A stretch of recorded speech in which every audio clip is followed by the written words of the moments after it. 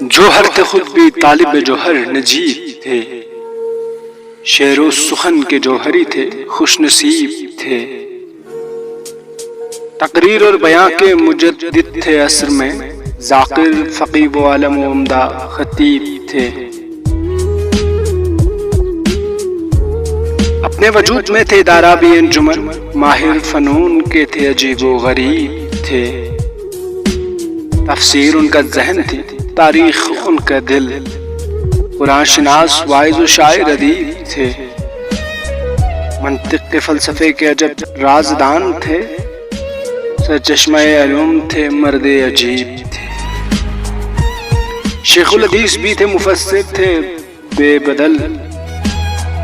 تدریس علم و فن کے وہ اعلیٰ نقیب تھے،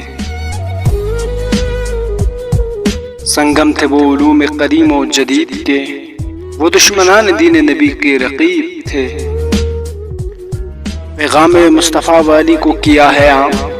ہاں منبر سلونی کے ہی وہ قریب تھے،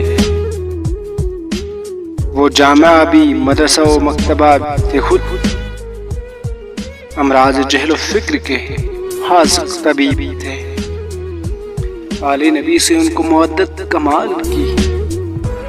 وہ عاشق حسنین علی کے حبیب، جوہر تھے خود بھی طالب جوہر نجیب تھے، شعر و سخن کے جوہری تھے، خوش نصیب تھے۔